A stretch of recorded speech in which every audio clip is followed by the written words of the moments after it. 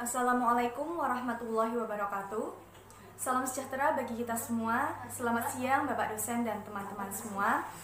Puji syukur kita haturkan kepada Allah Subhanahu wa Ta'ala, dan tak lupa sholawat serta salam selalu tercurahkan kepada Nabi kita, Nabi Agung Muhammad Sallallahu Alaihi Wasallam. Kami dari kelompok 1 yang terdiri dari saya, Hasanah Febrianti, sebagai moderator sekaligus presentator pertama, Dita Anjani sebagai presentator kedua, Ratna Firdiana sebagai presentator ketiga, dan Gozi Maulana sebagai presentator keempat. Pada hari ini kami akan mempresentasikan makalah kami yang berjudul Pedoman Tata Cara Mendirikan Koperasi. Oke, langsung saja kita masuk ke pembahasan yang pertama, yaitu tentang dasar hukum pembentukan koperasi. Di sini ada 8 dasar hukum. Yang pertama yaitu tentang Peraturan Pemerintah Nomor 4 Tahun 1994 tentang persyaratan dan tata cara pengesahan Akta Pendirian dan Perubahan Anggaran Dasar. Yang kedua ada Peraturan Menteri Negara Koperasi dan Usaha Kecil dan Menengah Republik Indonesia Nomor 01/per/M.KUKM tahun 2006 tanggal 9 Januari 2006 tentang petunjuk pelaksanaan pembentukan pengesahan Akta Pendirian dan Perubahan Anggaran Dasar Koperasi.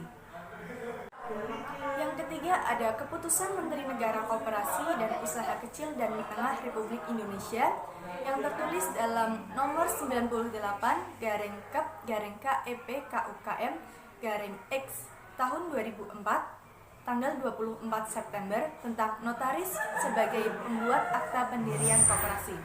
Yang keempat ada Undang-Undang Nomor 25 Tahun 92 tentang Perkoperasian Koperasi yang berisi tentang badan usaha yang beranggotakan orang seorang atau badan hukum koperasi dengan melandaskan kegiatannya berdasarkan prinsip koperasi sekaligus sebagai gerakan ekonomi rakyat yang berdasar atas asas kekeluargaan. Yang kelima ada Undang-Undang Nomor 9 Tahun 1995 tentang pelaksanaan usaha simpan pinjam oleh koperasi.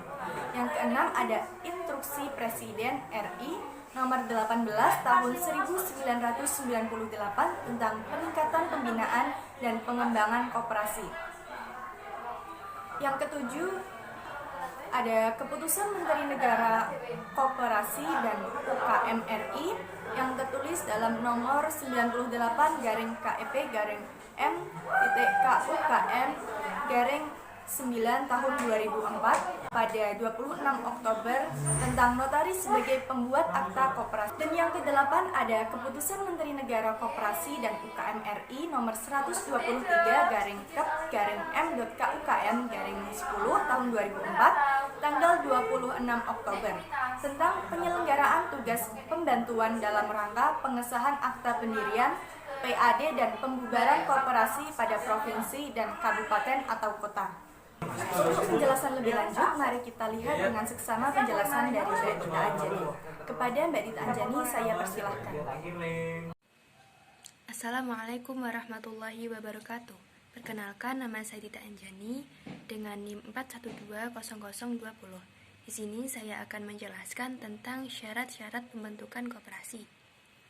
Menurut Undang-Undang Nomor 25 Tahun 1992 tentang Perkoperasian, Bab 4, Pasal 6 sampai 8, rincian syarat-syarat pembentukan koperasi adalah sebagai berikut. A. Persyaratan pembentukan koperasi didasarkan atas bentuk koperasi yang akan dibentuk, misalnya koperasi primer atau koperasi sekunder. Yang B. Pembentukan koperasi primer memerlukan minimal 20 orang anggota, sedangkan keanggotaan koperasi sekunder adalah badan hukum koperasi minimal 3 koperasi. C. Koperasi yang akan dibentuk harus berkedudukan di wilayah negara Republik Indonesia. D. Pembentukan koperasi dilakukan dengan akta pendirian yang memuat anggaran dasar. Selanjutnya yang E. Anggaran dasar koperasi minimal harus memuat beberapa hal berikut ini. A. Daftar nama pendiri. B. Nama dan tempat kedudukan. C. Maksud dan tujuan serta bidang usaha yang akan dilakukan. D. Ketentuan mengenai keanggotaan. Selanjutnya ketentuan mengenai rapat anggota, ketentuan mengenai pengelolaan, ketentuan mengenai permodalan, ketentuan mengenai jangka waktu berdirinya, ketentuan mengenai pembagian sisa hasil usaha, dan yang terakhir ketentuan mengenai sanksi. Tata cara pembentukan koperasi. Saat kita akan mendirikan sebuah koperasi, maka kita harus melakukan 6 tahapan di bawah ini. Yang pertama, dasar pembentukan. Orang-orang yang akan mendirikan koperasi dan yang menjadi anggotanya itu haruslah memiliki tujuan ekonomi yang sama.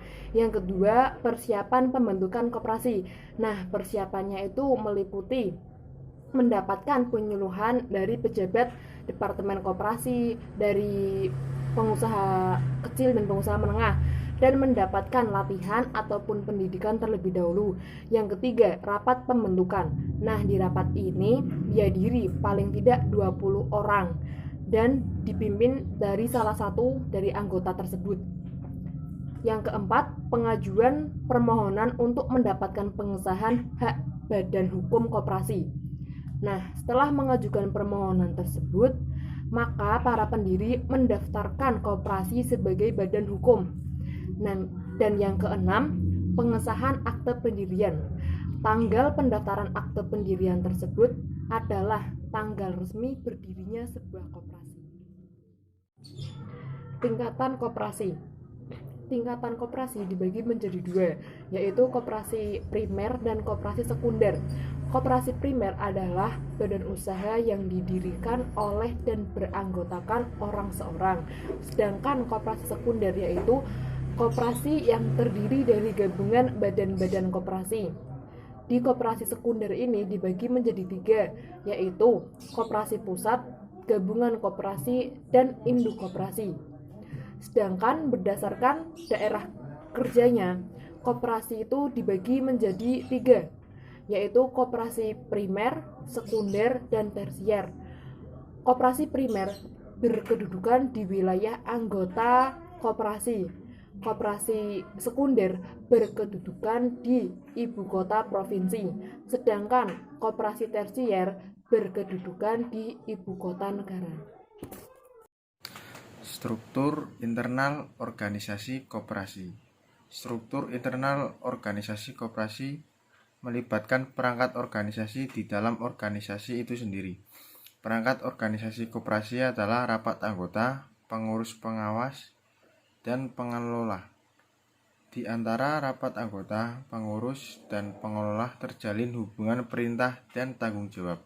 Sedangkan pengawas hanya memiliki hubungan satu arah, yaitu bertanggung jawab terhadap rapat anggota, tanpa memberikan perintah pada pengangkat organisasi lainnya.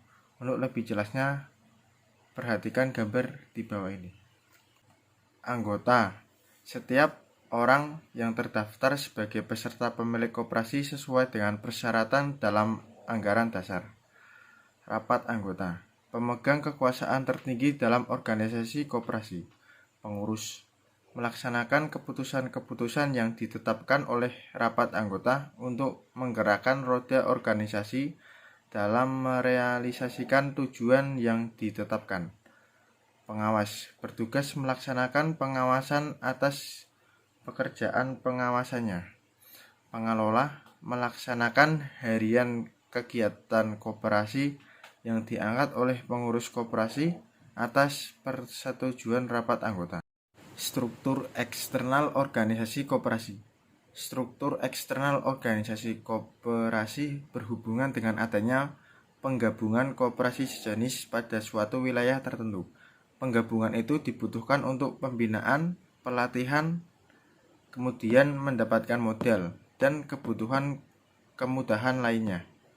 Berkaitan dengan itu, adanya koperasi induk, koperasi gabungan, koperasi pusat, dan koperasi primer. Bagian struktur eksternal organisasi koperasi dapat dilihat pada berikut. Koperasi induk. Gabungan dari paling sedikit 3 koperasi gabungan yang berkedudukan di ibu kota negara. Koperasi gabungan. Gabungan dari paling sedikit 3 koperasi pusat dan berkedudukan di ibu kota provinsi. Koperasi pusat, hubungan dari paling sedikit 4 koperasi primer dan berkedudukan di ibu kota kabupaten. Koperasi primer, koperasi yang merupakan perkumpulan dari paling sedikit 20 orang yang bertanggung jawab dengan tujuan yang sama.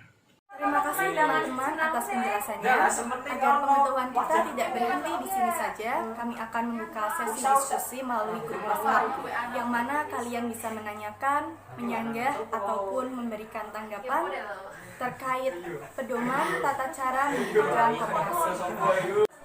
Demikian presentasi dari kelompok kami. Terima kasih atas perhatiannya dan mohon maaf apabila ada kesalahan, baik perkataan maupun perbuatan. Akhirul kalam, wassalamualaikum warahmatullahi wabarakatuh.